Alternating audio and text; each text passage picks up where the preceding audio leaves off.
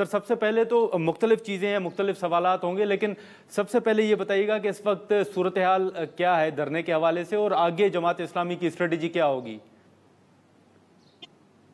بسم اللہ الرحمن الرحیم، بہت شکریہ۔ میں معذرت چاہتا ہوں جی کہ ایک ہنگامی صورت ہے، اس وجہ سے کوئی رابطے میں بھی اور لنک کا جو بھی مسئلہ تھا، تو جماعت اسلامی کا دھرنا تو الحمدللہ جاری ہے، اور ہم نے اناؤنس کیا تھا اور باقاعدہ حکومت کو اپلائی بھی کر دیا تھا، ہماری ٹیموں کی ملاقاتیں بھی ہوئی تھیں، لیکن پھر جو ایک روایتی ہتھ کنڈے ہوتے ہیں حکومتوں کے، انتظامیہ کے، تو رکاوٹیں تو پیدا کی انہوں نے، گرفتاریاں بھی کی اور تشدد بھی کیا، رکاوٹیں بھی کھڑی کر دی، لیکن الحمدللہ 2-3 جگہوں سے کارکنان اور عوام ایک بڑی تعداد میں اکٹھے ہوئے اور رکاوٹیں بھی دور ہوئیں، اور ہم نے اپنے جس پلان کے مطابق طے کیا تھا کہ پہلے مرحلے میں ہم لیاقت باغ کے سامنے مری روڈ پر ہی سب کو جمع کریں گے، تو 26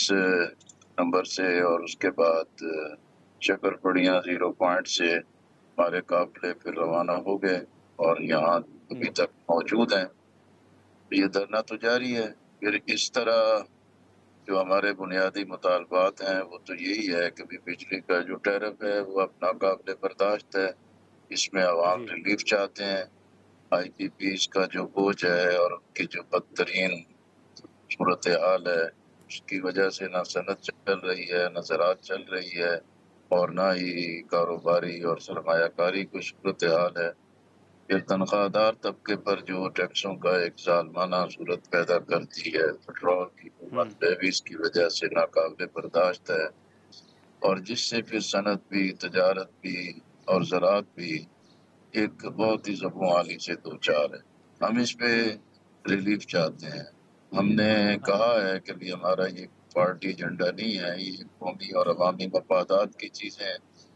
پھر محسن نقوی صاحب کا 2 مرتبہ ٹیلی فون آیا،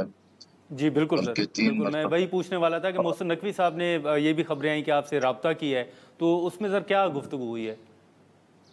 انہوں نے کہا کہ بھی دیکھیں آپ کے جو مطالبات ہیں اور ہم اس کی رد نہیں کر سکتے، یہ واقعتاً عوام کی اسی طرز کی ایک مسائل ہیں، اور اس پہ ہم چاہتے ہیں کہ بھی مذاکرات ہوں۔ نے کہا جی ہم تو ہمیشہ مذاکرات کو ویلکم کرتے ہیں، اور مذاکرات ہی اصل مسئلہ ہوتا ہے کہ جس سے مسائل کا تعین بھی ہوتا ہے اور حل بھی ہوتا ہے۔ نے کہا کہ بھی کیبنٹ کمیٹی بن جائے گی اور میں آپ کو اطلاع کر دوں گا۔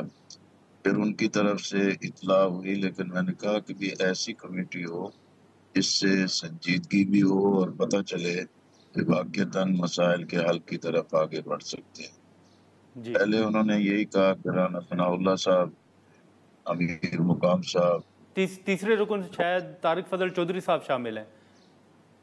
نہیں میں دوبارہ وہی بتا رہا ہوں نا۔ اس کے بعد پھر میں نے کہا کہ بھی ریلیونٹ جو چیزیں ہیں اس کو بھی آپ پیش نظر رکھیں،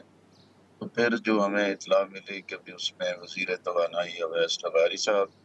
اور طارق جی جوائز صاحب کا بھی نام شامل کیا گیا ہے۔ اب جو لاسٹ رابطہ ہوا اس وقت ہم نے کہا کہ دیکھیں جب کارکنان گرفتار ہوتے ہیں، تھانوں اور جیلوں میں پڑے ہوتے ہیں،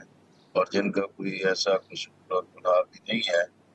وہ آپ گڈ ول جیسچر میں رہا کریں تاکہ مذاکرات ایک بہتر ماحول میں بھی ہو سکیں۔ تو ابھی تک کی اطلاع کے مطابق ایک بڑی تعداد میں کارکنان پڑے